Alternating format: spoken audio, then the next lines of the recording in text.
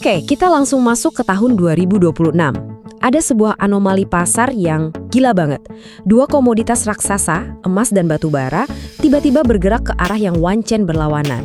Nah, di sini kita akan bongkar apa sih yang sebenarnya lagi terjadi.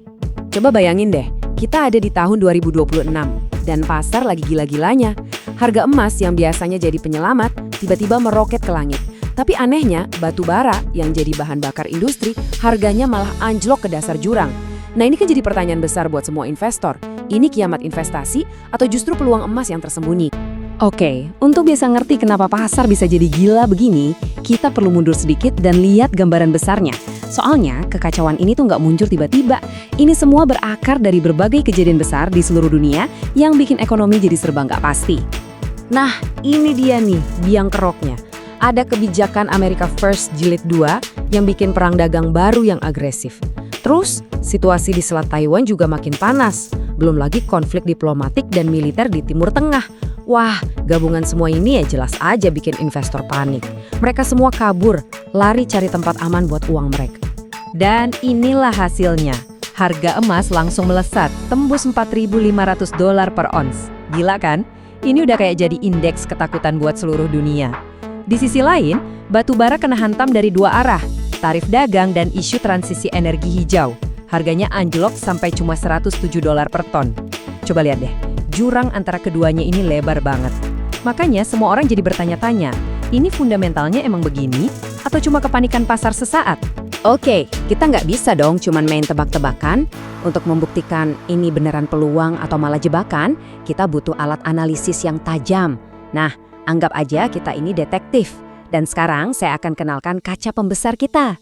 Pernah kepikiran nggak gimana caranya analisis keuangan yang canggih itu dibuat? Di belakangnya tuh ada dapurnya loh, ada resepnya. Nah, hari ini kita bakal bongkar resep itu.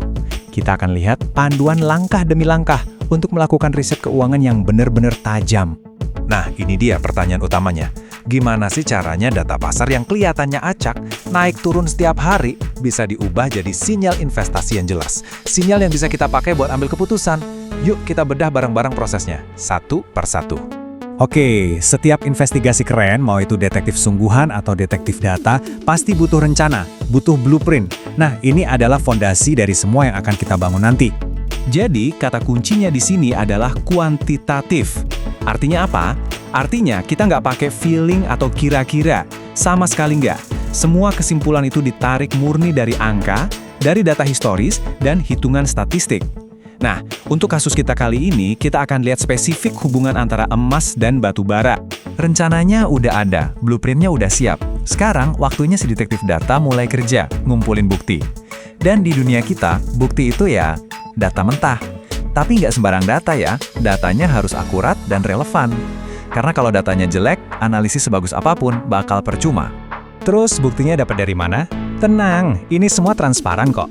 Kita pakai API publik dari Yahoo Finance. Dari situ, kita tarik data harga penutupan harian untuk dua hal. Emas berjangka, atau kodenya GC sama dengan F. Dan batu bara Newcastle, kodenya MTF sama dengan F. Nah, inilah bahan baku utama kita. Coba deh perhatikan rentang waktunya. Ini penting banget. Kita nggak ngomongin data dari pasar yang adem ayem loh. Data ini diambil dari Januari 2020 sampai Januari 2026. Periode yang wah gila-gilaan. Mulai dari awal pandemi, pemulihan ekonomi yang naik turun, sampai ketegangan geopolitik. Jadi bisa dibilang metode ini benar-benar diuji di tengah badai. Oke, bukti-bukti udah kita kumpulin. Sekarang masuk ke bagian yang paling seru. Kita bakal ngerakit mesin analisisnya. Bayangin ini kayak mesin yang bisa ngubah data mentah yang mungkin kelihatan berantakan jadi sebuah insight yang jernih dan tajam. Mesin ini kerjanya lewat 4 tahap. 1. Akuisisi. Datanya kita tarik otomatis. 2. Pembersihan. Nah, ini penting banget karena kita harus buang sampah data. Contohnya data kosong karena pasar libur di negara yang beda. Ini bisa ngerusak analisis kalau nggak dibersihin. 3. Rekayasa fitur. Di sini kita menciptakan variabel baru yang lebih powerful dari data mentahnya. Dan yang terakhir keempat, analisis statistik. Buat ngukur temuan kita ini beneran signifikan atau cuma kebetulan. Nah, ini dia jantung dari mesin analisis kita. Rumusnya kelihatannya simple banget kan?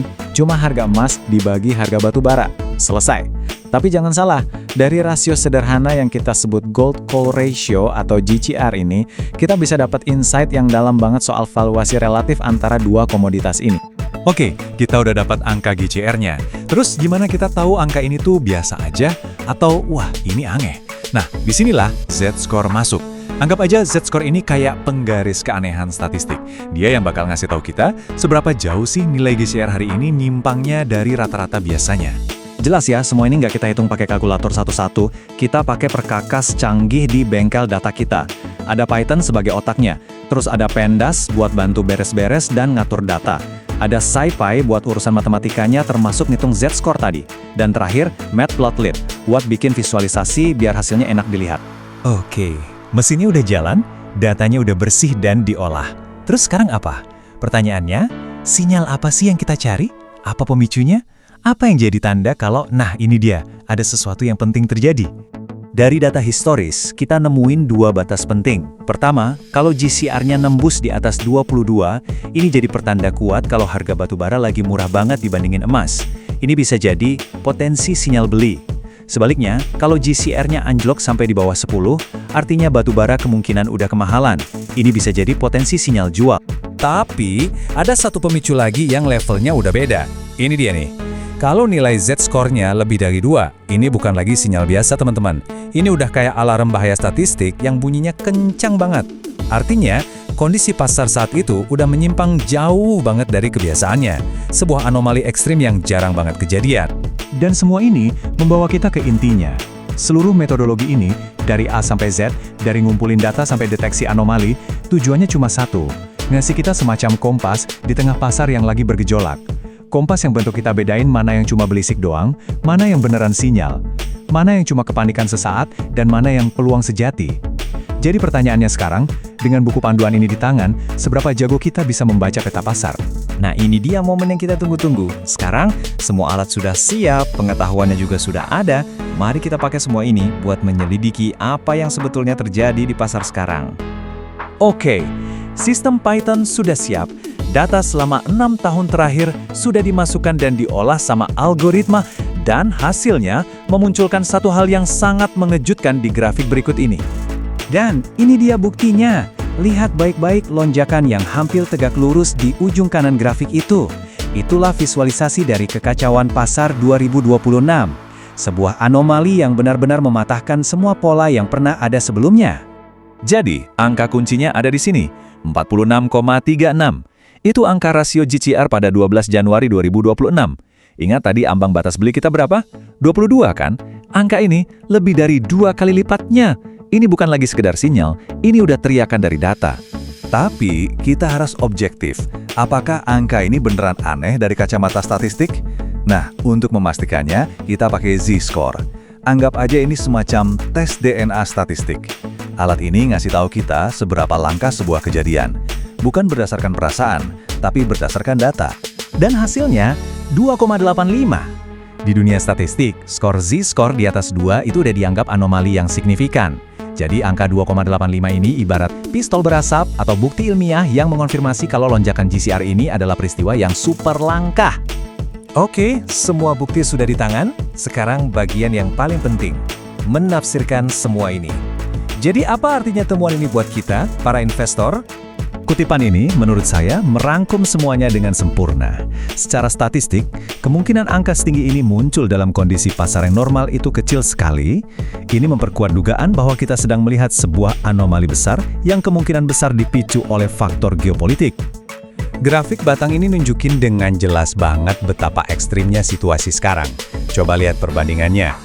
Batang yang mewakili kondisi Januari 2026 itu menjulang tinggi, jauh di atas rata-rata historis dan bahkan ambang batas belinya. Jomplang banget kan? Lantas kesimpulannya apa? Data ini seolah-olah berteriak menunjuk pada dua kemungkinan. Pertama, ini adalah sinyal super beli untuk batu bara, karena harganya lagi murah banget secara nggak wajar. Atau kedua, ini sinyal super gelembung di harga emas yang naik karena kepanikan global. Yang pasti, keduanya sama-sama bilang kalau pasar lagi ada di titik balik yang ekstrim. Satu hal yang harus kita ingat, data itu hebat. Dia bisa nunjukin ke kita apa yang sedang terjadi. Dia bisa menandai sebuah anomali. Tapi pertanyaan krusial berikutnya, yaitu mengapa ini terjadi dan kita harus bagaimana, itu butuh interpretasi dan kearifan manusia. Jadi, analisis ini akhirnya membawa kita ke satu pertanyaan pamungkas yang mungkin sedikit provokatif. Apakah anomali ini sebuah peluang langka, mungkin sekali seumur hidup, atau ini cuma sebuah jebakan di tengah ketidakpastian global? Data sudah memberi kita petunjuknya. Keputusan ada di tangan kita masing-masing.